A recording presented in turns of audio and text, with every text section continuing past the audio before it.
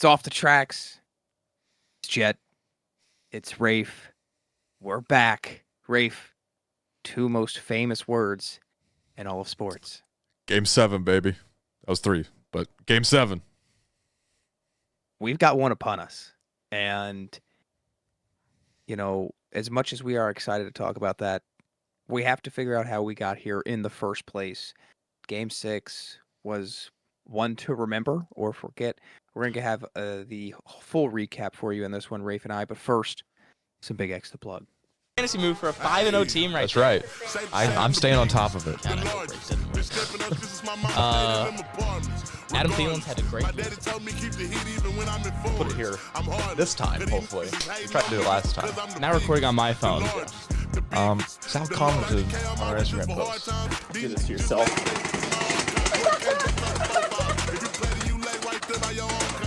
But it's off the tracks. You know how it goes. It's gonna be a fun one tonight.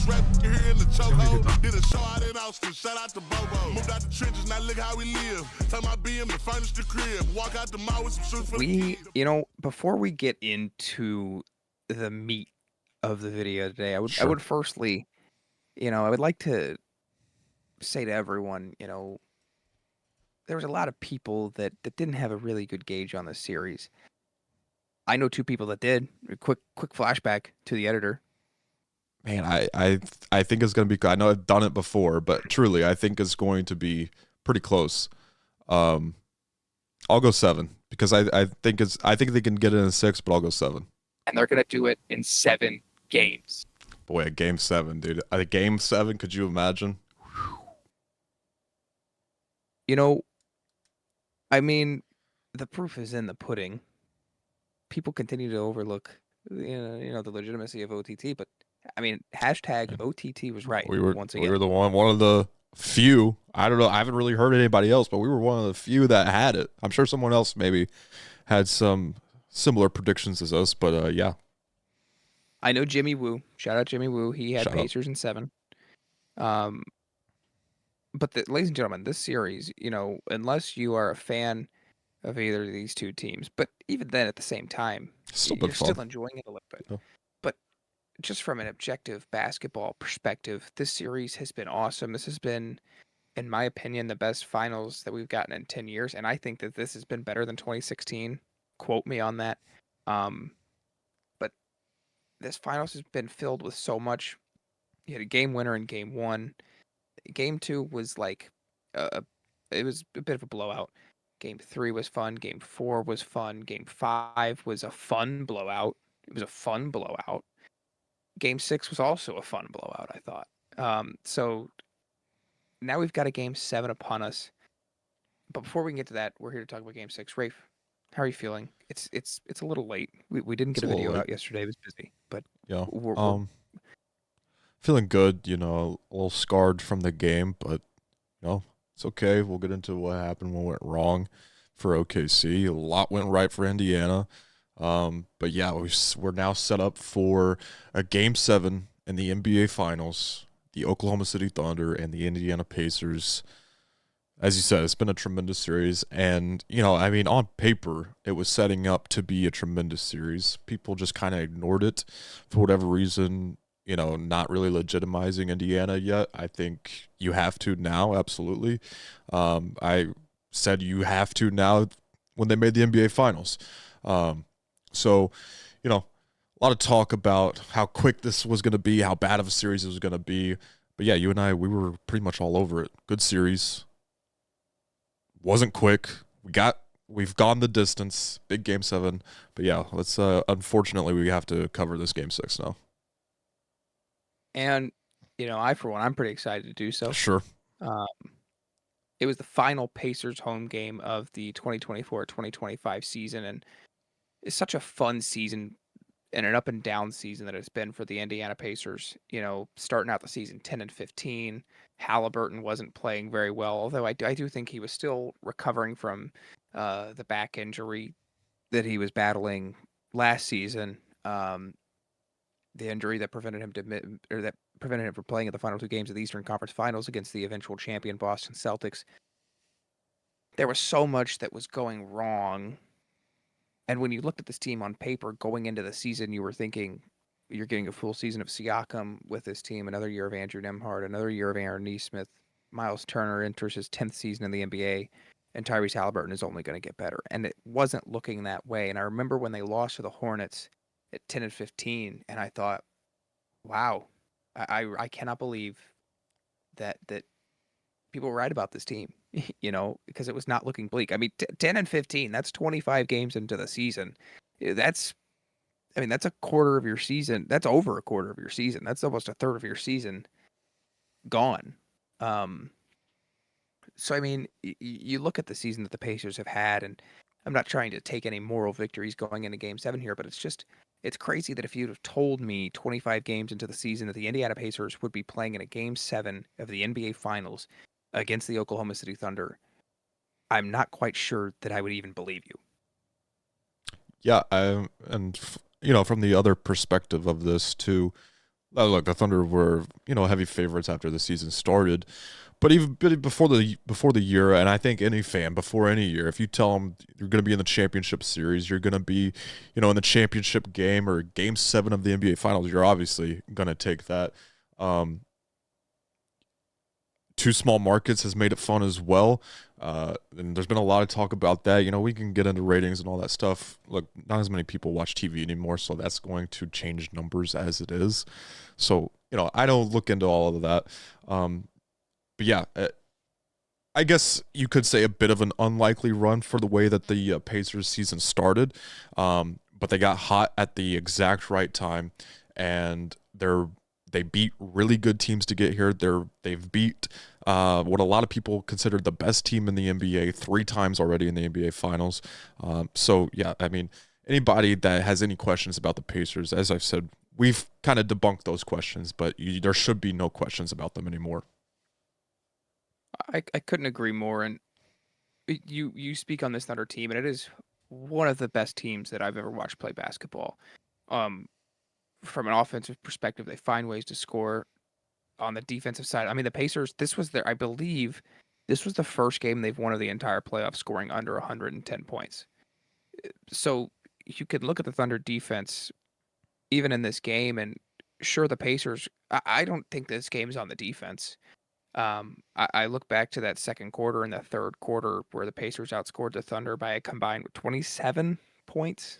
And I thought a lot of that was because of what the Pacers were doing on the defensive side of the ball themselves. They were forcing turnovers. Shea had 8 turnovers. That was, I believe, tied for the most in an NBA Finals game. That's tied for the most in his career. And that was a lot of what the Pacers were doing. They were sending double teams. They were forcing pressure. They weren't allowing him to split the defense. And that was one of the first times that the Pacers have really done that this series, was cutting off the middle of the floor. And it prevented him to get what he wanted on the offensive side of the ball. And so I don't think that this was as much bad on the Thunder defense as I really think that this was on the Thunder offense. Yeah, I agree with that. They didn't force as many turnovers as they usually do. But yeah, the issue was offense. They turned the ball over a lot, and if you're not forcing turnovers and you're turning it over a lot, you're already starting behind with either team. Offensively, I don't know what the game plan was, but what they were executing out there, even whenever they jumped out to the early lead there in the first quarter, I wasn't really thrilled with the offensive possessions that they were having. We talked about the keys for the Thunder to win this Game 6 if they were going to do it. And I said it depends on them sticking to what they did that worked in Game 5, obviously. But that was moving the ball more, getting assists. If you're going to take threes, have them off of catch and shoot threes, not so much off the dribble. But it kind of went back to a lot of ISO ball, a lot of... we were getting Shea to your spots, which I'm always going to be fine with. I'm always going to be fine with Shea taking shots where he wants to take shots. But the ball was moving slow. There was well-timed traps by the Pacers defense. Double teams almost every time that Shea got to, the nail or the wing or wherever, or the short corner, wherever he wanted to go. It's just a bad job passing out of those, a bad job moving the ball out of those. And yeah, that's really where the game was lost for Oklahoma City and won for the Pacers, was that side of the ball. Thunder on offense, Pacers on defense. And it was obviously that happened in that first half, specifically the second quarter, the 30-9 run that the Pacers finished the half on. I thought there was a slight opening at the beginning of the second half. Nobody scored for however many minutes it was it started. The Thunder were settling for a lot of threes, which I understand, trying to get back into the game, but still weren't making any. And the Pacers then eventually started to score again, and that was pretty much it at that point.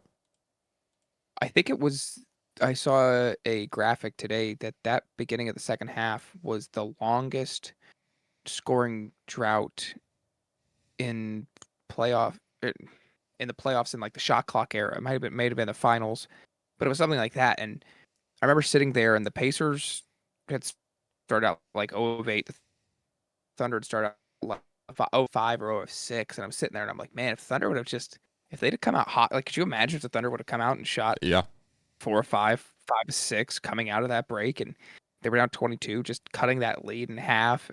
How different of a conversation we would be having right now. And I find that to be really interesting. But again, that offense couldn't get anything going.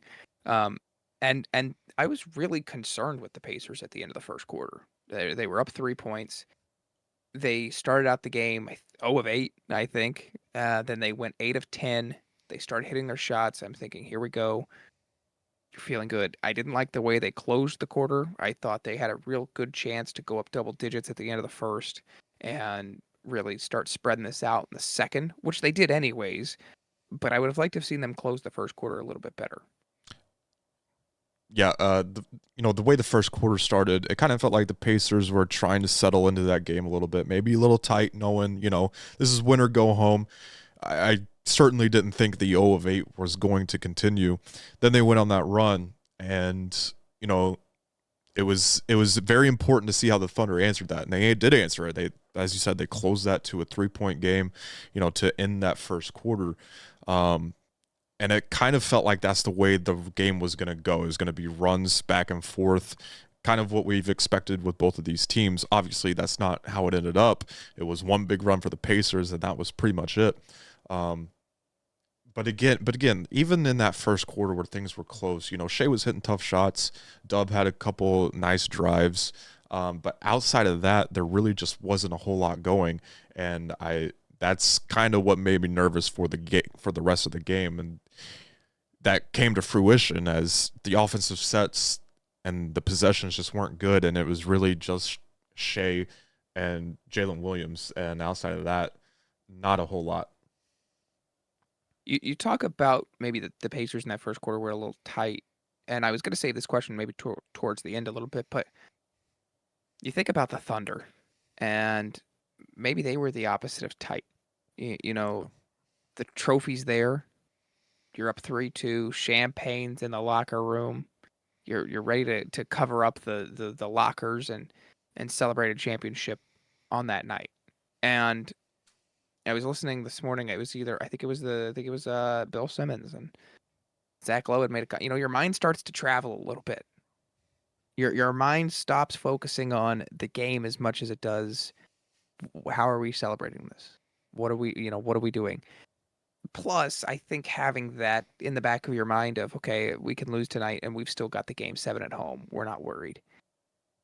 Do you think that maybe this mentality of, and the Thunder have done it, it's been kind of their MO, is not getting too high, not getting too low, staying very in the middle. Do you think that maybe has cost them a little bit?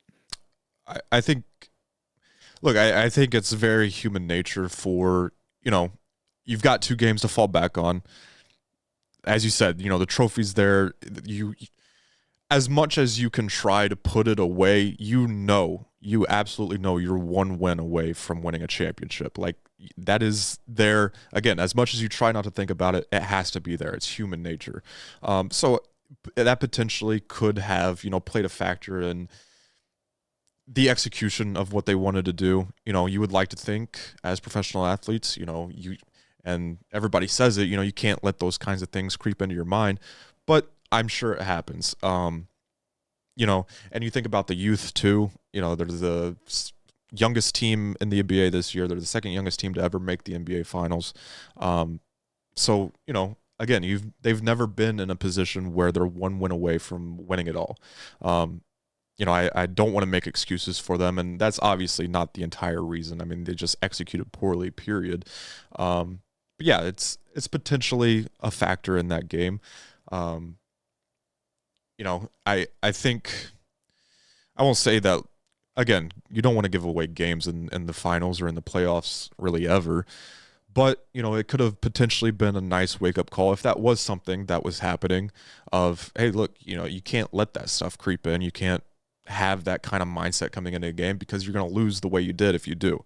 So, Game 7, obviously it's a lot different, but still one win away from a championship. You just can't think about that. You got to go out, you got to execute, you got to play basketball. Again, don't know how much that played into it. I think, maybe a pregame answer that Isaiah Hartenstein, where he said, he didn't get much sleep the night before the game.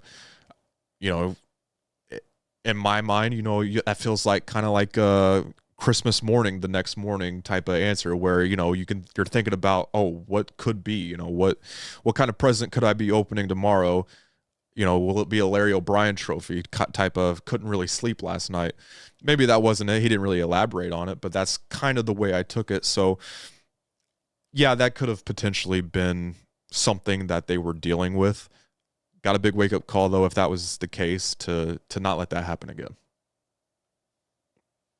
Well, now it comes down to it because it's Christmas Eve for everyone now. Yep. It's not just Christmas Eve for the Thunder anymore. And now it comes down to who's going to be the quickest to get into the family room. Presents are all wrapped up nice, bow on top under the tree. Tree's lit up. Cookies and milk have all been eaten. We've got a beautiful Game 7 lined up. But again, I want to talk about the Pacers first because listen, it drives me nuts when I listen to show or watch shows or listen to something and they talk about the losing team first. It drives me up the wall because I'm listening to it because I want to listen to you praise my team.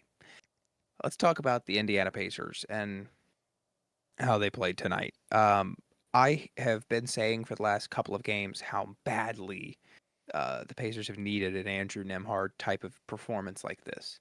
And I really thought he was probably the MVP of this game. If it wasn't him, it was DJ McConnell for me. So I love what Nembhard did on the offensive side of the ball. He continued to make the shot when it was necessary. When the Pacers were really during cold stretches, Nembhard hit a couple of mid-range shots.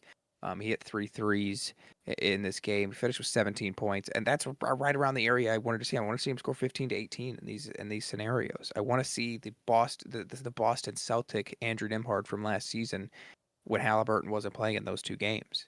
And we'll talk about Halliburton in a moment, but Nembhard's performance on the offensive side of the ball was just as good as it was on defense. Held Shea to 21 points. Is that a playoff low for Shea this season? I'm not sure this season. I could take a look here in a second if you want to keep going. But I mean, just the way Nembhard was attacking Shea on the defensive side of the ball, he was keeping him in front, allowing the double team to come. McConnell got a steal off of it. Again, you brought it up, but not being able to pass out of the double team, and that was because of Nembhard keeping him in front, not allowing him to split the defense. And I absolutely tip my cap to Andrew Nembhard. I think that, I don't want to get too far ahead of myself, but in the event that the Pacers get this done on Sunday evening, Andrew Nembhard is one of the first probably 2 or 3 guys you're looking at when you're saying this is why it happened. Yeah, as far as the Shea question goes, real quick, he scored less a couple times. One of those was the blowout game against Minnesota. Didn't play a lot of minutes. Obviously didn't play a ton of minutes in this game either because it was a blowout. There was another one, 18 against Denver in the overtime loss, and then 15 against Memphis in game 1, which again was a blowout, so he didn't play a whole lot. But yeah, one of his lows this season or this postseason.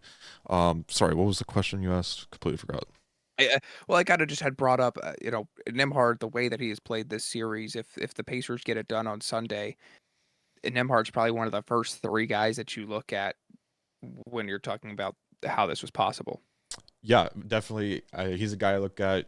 TJ McConnell, as you brought up, another game where he was, a lightning rod off the bench. I thought Obi Toppin, obviously, he was the leading scorer. He played really well as well. And these kinds of guys are going to be the key for either team in this game 7. You know what you're going to get from Shea. You know pretty much what you're going to get from Jalen Williams. You know what you're going to get from Pascal Siakam. And, Tyrese Halliburton, like you said, we'll talk about him in a moment. Yeah, he's been, J-Dub's been the inconsistent for the Thunder in this series, and Halliburton's kind of been the inconsistent for the Pacers in this series. But you basically know what you're going to get from those 4. Outside of that, it's the guys like Nembhard, like Nesmith, Toppin, McConnell, Caruso, Wiggins, Cason Wallace. Those are going to be the guys that win the game on Sunday. So yeah, I mean, obviously that plays a big part in this game that the Pacers won. I think that's probably all. I do want to talk about Halliburton though, because that was a big story coming into this game. Well, you had the calf injury, and for me, I mean, everyone kind of knew he was going to play, but the question was, how long is he going to make it? How healthy is he going to be? Is he going to be hobbling? And at first he started out pretty slow, but once he really got in that rhythm and he got in that groove, you couldn't even tell. And it was the best to me. It was some of the best he's looked in this entire finals. He finished with 14 points on 5 of 12 shooting. I don't know how he started. I think he started 1 of 5, maybe something like that. I mean, he really down the stretch was pretty good. He hit 3 threes. He had the highest plus minus in this game. Couple steals, 5 assists. I mean, you look at this box score, and this is a low game for Halliburton, but he doesn't have to go out and score 25, 30 a night the way Shea does. You don't necessarily need that from Halliburton. The way that he impacts the game goes far beyond the box score, and that's what people fail to understand about Halliburton. That's where a lot of his critiques come from. Is I look back at this game, and Halliburton was arguably the biggest factor in this win. There's an argument there. I don't think he was, but there's an argument there. And the box score doesn't necessarily show that. And it's just the way that he impacts the game. It's the way he's developed, that he's evolved as a defender, the way that the offense can run through him, even when you've got a really good defender like Lou Dort on you, or Caruso's guarding you, or I mean, they're working to get switches, and you're switching Shea Gilgeous-Alexander onto you. I mean, this is an elite defense, and he's coming out and he's guiding the offense the way that he does. I was really impressed with that from Halliburton in this one, playing through the calf injury, like.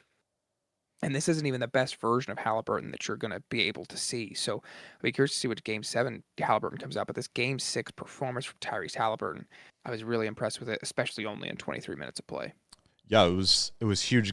Going into the game, the scoring, the assists, whatever, the biggest thing for me was how he was moving on the court. I thought if he could still move well, if he could still drive well enough, that was going to be able to create enough problems for the Oklahoma City Thunder defense to make a move and rotate enough to where the Pacers have a good shot of winning. Because I've said it before, the Pacers are the best basketball team in the NBA. And like you said, they don't need Halliburton to score a ton for them to be able to win. And obviously you saw that. So, and like you said, like if you didn't know like the injury story coming into this game, like the way he was moving, I said about that J-Dub 40-point game that it looked like he had a week of rest or had 2 weeks of rest and everybody else hadn't. That's I don't know if I would say he had as much bounce as J-Dub did, obviously, but the way he was running, the way he was just playing, it just looked like he was refreshed a little bit, and which was a pleasant surprise for, I'm sure, a lot of Pacers fans. Definitely a surprise for me. I thought he'd be hobbled a little bit the way everybody was talking about this and saying, he'd be out weeks if this was the regular season. But yeah, I thought if he was moving well, he was going to create enough problems, or at least cause the defense to move enough to create open shots like he has already in the playoffs and through these finals. So that was the number one thing I was looking for, and he moved just fine. And I'm sure, another 2 days rest, it's hard telling what they're shooting up in that leg right now. I'm sure he'll look that way again in Game 7. But the difference, as you said, he was started to get in a rhythm. He was hitting threes from Candleton, Indiana, and but also getting downhill. He's still hitting the floaters. And yeah, you just saw the juice that he was playing with, which I hadn't really seen a whole lot of in the NBA Finals yet. So that was, yeah, if you're the Pacers, you love seeing that, and I doubt that goes away in a Game 7. You talk about juice, and I'll tell you what you really love seeing. If I would have told you going into this game that TJ McConnell would have been the leading rebounder in this whole entire game, not even just for the Pacers, not even off the bench, of any player that logged a minute in this game, none of them had more rebounds than TJ McConnell. What a performance from him. He's such a gutsy player. He's like on 2K when you get Gatorade boosts and you don't run out of energy, and he's just flying around everywhere you go on the floor, and he's so pesky, and you don't want to play against TJ McConnell. And the way that he can come out, and he was hitting big shots, and he had 4 steals in this game. I mean, TJ McConnell is the ultimate sixth man. He's been the ultimate sixth man in this series. He has been the backbone of I mean, it's crazy to say, but it's awesome at the same time. He's been the backbone of the Indiana Pacers in this series. And I keep making kind of jokes to you, and then we're talking about it, but I mean, truly, when you as a Thunder fan, you see TJ McConnell check into the game, I mean, what's your immediate reaction and thoughts? I mean, I won't say that I was thinking that he wouldn't be able to do what he did before again. I obviously thought he'd be able to do it again, but every time he'd run to the middle of the lane and either shoot a fadeaway jumper or get a layup, it's just frustrating as hell to watch that, because I mean, no size discrimination here, but he's very small. Like, it feels like, he doesn't. I'll tell you, okay, I've got a few things with TJ McConnell. Okay. Number one, and it's not TJ McConnell's fault, but we saw it in the Knicks series. We've seen it a couple times in the Thunder series. Can we just stop daring him to shoot threes? Probably stop doing that one, because every time it has happened, every time I've watched it happen in the Knicks series and the Thunder series, he has made it. So, sure, give him a little space, because he doesn't really look to shoot that shot, but maybe not play in the paint and just dare him to shoot that. I would say that's game plan change number 1 on TJ McConnell. Number 2, as far as defending him whenever, he slithers his way into the paint or to the rim, I don't know what to do, because you've got bigs on him, you've got wings on him. Nobody seems to know a way to stop him. So, yes, it is very frustrating. One, whenever he checks in, but especially whenever he gets the ball and starts doing his TJ McConnell stuff that he does every game. Yeah, it's very frustrating to watch that, because it feels like it should be stopped, but it can't be. A few final notes on the Pacers. I mean, shoot, we haven't even brought up Pascal Siakam, but I just look through this, and it's like, outside of Nembhard, I mean, Nembhard played a phenomenal game. McConnell played a phenomenal game. Obi Toppin played a phenomenal game. Outside of that, it's like, man, some of these guys can play better. Siakam can definitely play better than this. Nesmith can definitely play better than this. Miles Turner, I mean, can he play better than this? I don't even know at this point what he can do. I feel like we haven't seen the best from the Pacers just yet. Does that worry you? It definitely worries me, because, if they can, now granted, the Thunder didn't play well, they didn't execute well in this last game, but if they could play better than this, that's, I mean, and if they do that in Game 7, that's going to be, even though they're on the road and the Thunder are playing at home, that's going to be a tough hill to climb for Oklahoma City, especially if, they shoot better at home generally, but they're still not, like, they're not a 3-point shooting team, the Oklahoma City Thunder. They're a turn you over, get out in transition, score off turnovers type of team, and a defensive first team. And there's been games, obviously plenty of games where, the Thunder are losing the turnover battle, this being one of them. So, if it gets to the point where the Pacers are doing a good job taking care of the ball and they're knocking down outside shots the way they have all postseason, not necessarily so far in the NBA Finals, which, is part of that, haven't really played as best as maybe you expect. if they're taking care of the ball and knocking down outside shots, I think that's a tough game for the Oklahoma City Thunder to win. And yeah, that definitely worries me a lot heading into Game 7. I mean, heading into Game 7, there's adjustments that the Pacers are going to make. Probably, I mean, not many based on how you played in Game 6, but for the Thunder, are there any lineup adjustments you're making here? I feel like there's guys, when I watch this Thunder team, one of the guys that I see get on the floor that I'm like, all right, let's figure it out here. Let's find him. So I said Isaiah Joe. I feel like he's shooting the ball really well, and if he's not statistically shooting the ball well, it's felt like he has. He was 2 of 3 from 3 in this game in 15 minutes. There was another game this series where he had like played well in the short burst and then like didn't see the floor again. Am I right on that? Yeah, I can't remember what game it was, but it hasn't been exclusive to this series either. Right. So like, are you incorporating more guys? Are you giving more minutes to guys like Isaiah Joe? Is Cason Wallace getting more minutes? I know he hasn't played his best series, but it kind of just feels like he's right there from breaking out. Is there anyone that you're giving more minutes here in Game 7? Possibly. The move to Isaiah Joe was to get outside shooting out there. He's probably their most consistent. They're probably their best 3-point shooter, but definitely their most consistent 3-point shooter on the team. So that's kind of what it was. I would say the majority of what the rotations are is, whenever you get to kind of 6th, 7th, 8th guy, yeah, you want offense out there, but I would say they're prioritizing more of their defensive guys because they're playing the best offense in the league in the Pacers.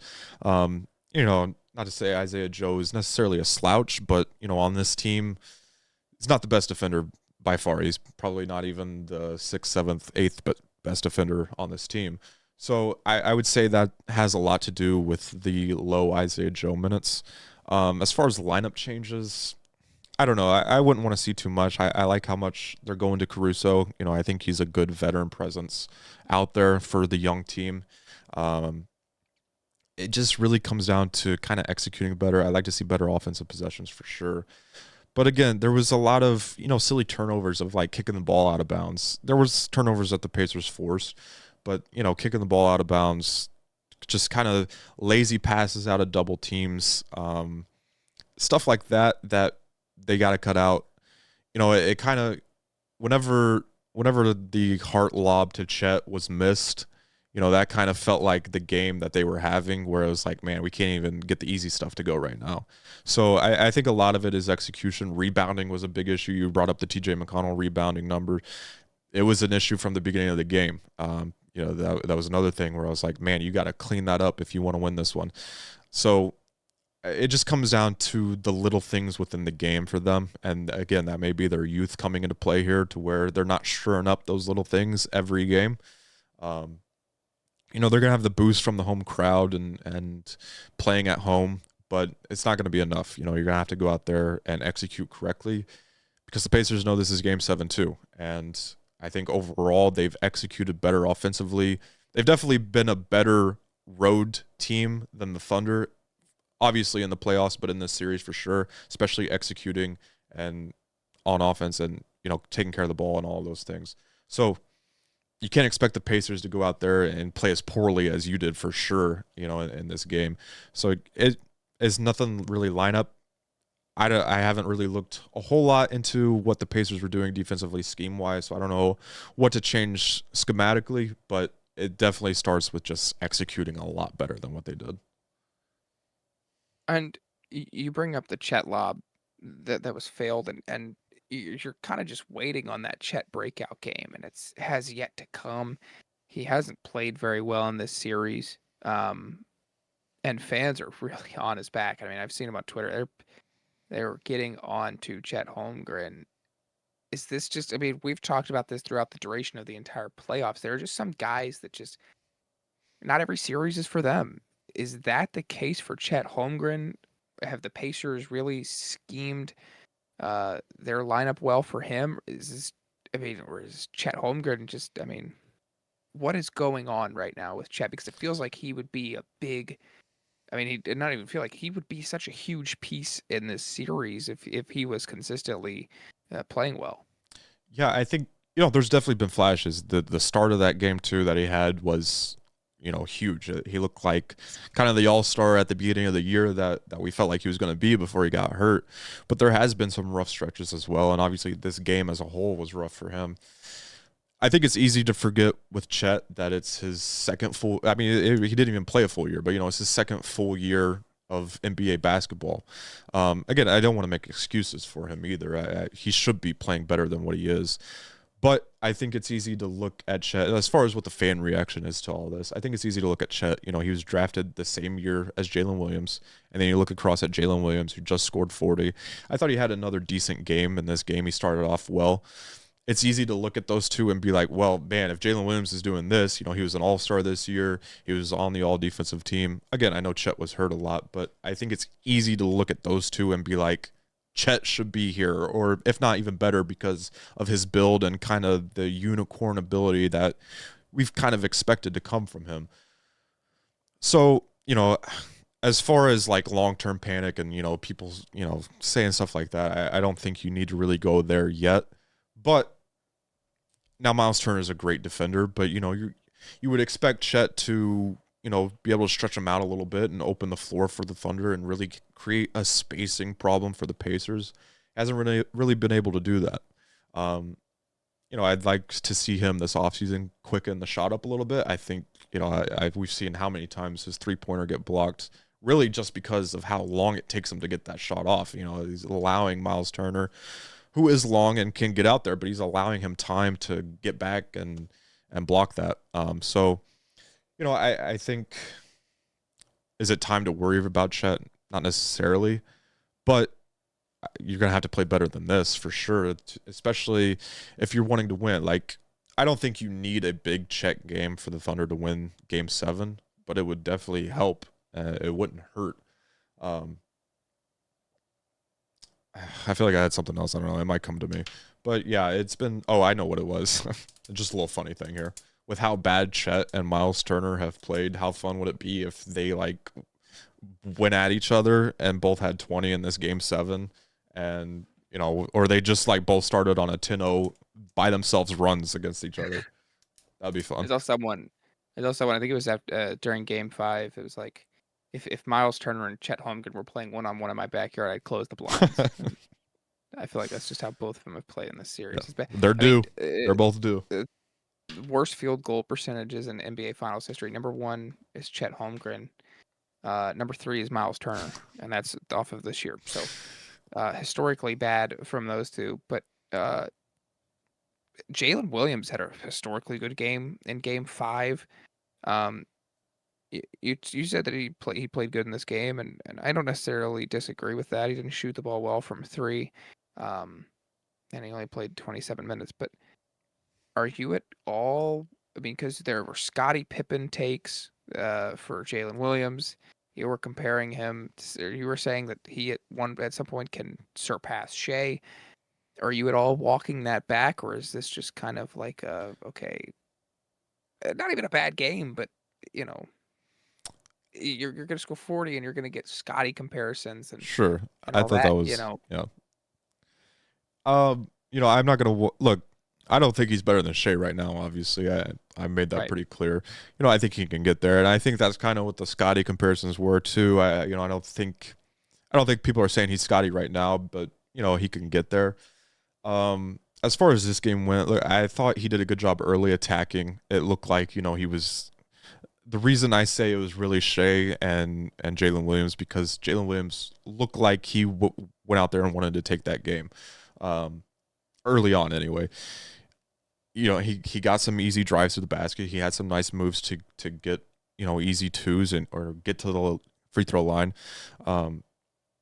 So I'm not worried about I'm a little bit encouraged by this performance. I know it was only 16 points, but I like the aggressiveness he's shown. Really didn't really have it a whole lot at the beginning of the series, but the last 2 games of the Minnesota series and then the last 2 games of this series so far, I'm really encouraged. Obviously, the 40-point game is what it is, but just the aggressiveness and the way he was driving to the basket at the beginning of this game anyway, I'm encouraged by that more than I'm worried about, the overall performance of what he put out there. Yeah, the shooting numbers from outside need to be better, but it's nothing I don't think to be concerned about. Kind of want to close this out here a little bit. Not really necessarily looking too much into Game 7, but it's going to be an ugly game, and that's just how Game 7s are.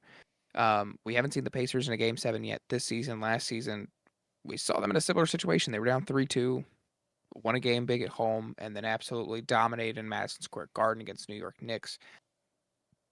And, the Thunder this season, they went, excuse me, they did not go into Denver. They welcomed Denver in, and you remember that game. Caruso was huge in that game. I thought he was the reason that they won the game. I thought he was the reason that they advanced to the Western Conference Finals with the defense that he played on Jokic.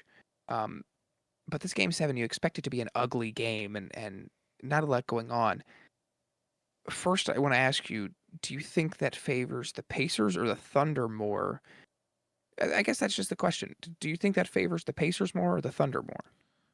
I think if it gets, a little, I guess it depends on what you mean by ugly and nasty. I would say it's gonna be a sloppy game. Sure. It's not gonna be like an appealing game to watch. Sloppy game defensively, I think benefits Oklahoma City. But at the same time, the Pacers, look, 3-point shooting can get you out of any mess. And the Pacers are a much better 3-point shooting team than Oklahoma City Thunder are. So, where there is broken possessions and, the ball finds somebody on the outside and you got to get a shot up late in the shot clock, I trust the Pacers a lot more than I do Oklahoma City in those types of situations. I know this is a very cop-out answer, but it just feels like the story of this series, and it feels like there's a reason that we're here in Game 7. A sloppy game, I think it benefits Oklahoma City defensively, and I think it benefits the Pacers offensively. Again, the best offense versus the best defense. So, like I said, I think ultimately this game is going to come down to who has either the role player or more role players that play well in this game. And that's happened historically throughout Game 7s as well. It's not any kind of new concept or anything that I'm bringing, but that's going to be the number one, focus of Game 7, and we can kind of get into who we think could have that game or whatever in the next show and when we look to Game 7. But sloppiness, in a way, it benefits and hurts both teams, I think. I agree. And I keep going back and forth on that because I kind of connect and couple sloppy with low scoring. And low scoring does not benefit the Pacers. But if you're thinking about a game getting sloppy, you're thinking of a lot of turnovers forced. And that's what these two teams thrive, is when they could force turnovers and get the ball in transition. And so maybe it'll be a high-scoring game. Maybe it'll be a sloppy offensive game, which turns out to be a fun, high-scoring game in a really weird way. But I keep going back and forth with this. This is such a different series than... Obviously, it's the finals, but when you compare, you look at the Cavaliers, they weren't as deep as the Pacers. So if it went deep, you kind of knew. The Knicks aren't as deep as the Pacers. The Nuggets weren't as deep as the Thunder. The Timberwolves weren't as deep as the Thunder. Both of these teams are so deep. They're so deep. So when you're talking about role players that can perform well, I mean, you look at Lou Dort. You look at Alex Caruso, Isaiah Joe, Aaron Wiggins, Cason Wallace can come out of nowhere. And for the Pacers, I mean, you look at Obi Toppin, who played phenomenal this game, TJ McConnell, Benedict Mathurin, Ben Shepherd. Each team, I mean, they have guys that are, it just feels like these two teams are just both built for Game 7s because they just have this depth of these role players. And I keep going back and forth because I'm thinking sloppy and I'm thinking, okay, you've got guys like Lou Dort on that other side and Alex Caruso who are sloppy in a good way, sloppy, scrappy players that they want the game to get messy. That is why they play the game is for it to get messy. But I mean, then I look at the other side of that. If the game gets sloppy, who do I want the ball to be in the hands of? I want it to be in Tyrese Halliburton's hands. I want the ultimate playmaker, the best playmaker in the entire world. I want the ball in his hands. And I trust Nembhard's defense. I trust Neesmith's defense. I trust TJ McConnell off the bench. Ben Mathurin, he had a really good Game 3. And since then, nothing really from him. So still waiting on him to break through. Ben Shepherd, who has been, I think, statistically plus minus wise, the worst player in this series. He still had he still was -1 in this game somehow. Funny enough.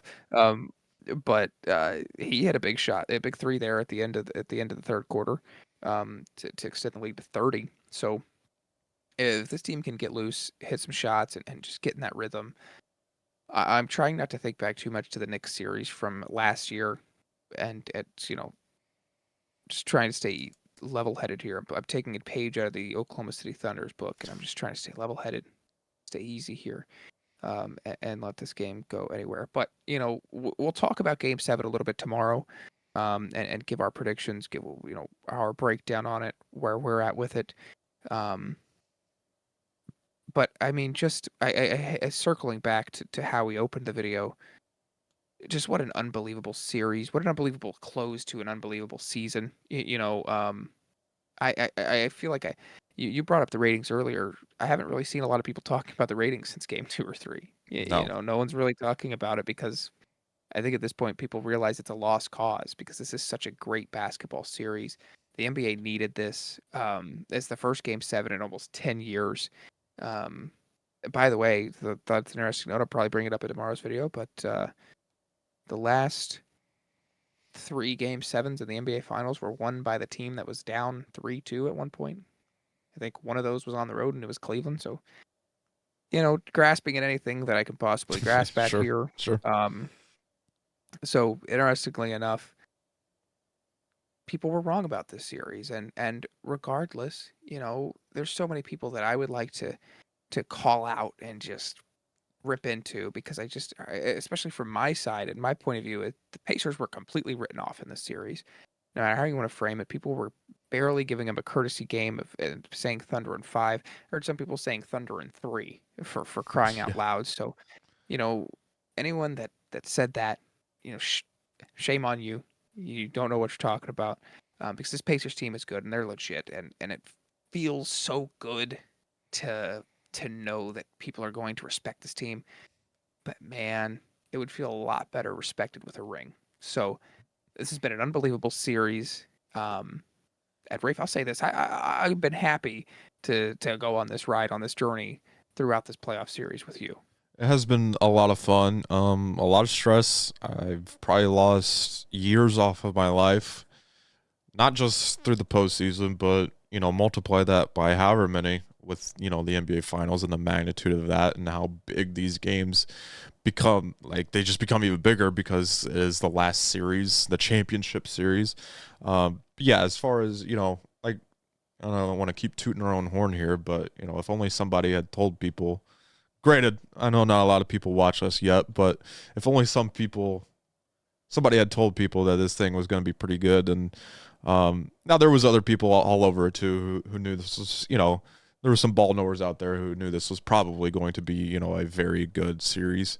And if you didn't watch, then you just didn't like basketball. And I think that's been more than proven to be true. So surely, I don't know, I might be jinxing it, but surely Game 7 will be a beautiful cap of whatever you want to say, a beautiful cherry on the top of one of the best series of our lifetime, if not the best. I like that. I'm glad you're alluding to best series of our lifetime because, I mean, I can't think of any.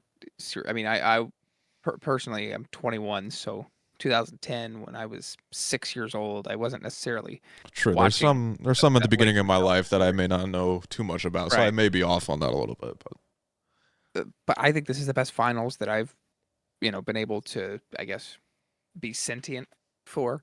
And maybe that's because my team's been in it, but I've really enjoyed this finals, and I hope that this is a good direction that the NBA is going in, where there's more teams like this that make it. Because listen, it's cool to see the stars in the NBA finals, sure, but I don't care, man. I want to watch good basketball, and we've gotten to watch a lot of really good basketball in this. So, like you said, hopefully a big cherry on top, a nice, beautiful red cherry on top. Now, I guess that can be dependent on who you're cheering for in True. this series. If I cherry on I top know or what a not. nice cherry on top of the series looks like for me, and I'm sure I know what it looks like for you, but and that's completely different than what it would look like for basketball fans. I would love a stress-free win. I'm sure you would too, but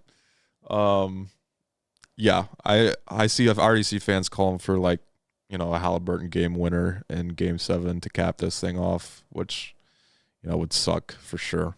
But I hope not. Depends on who you ask. Yeah.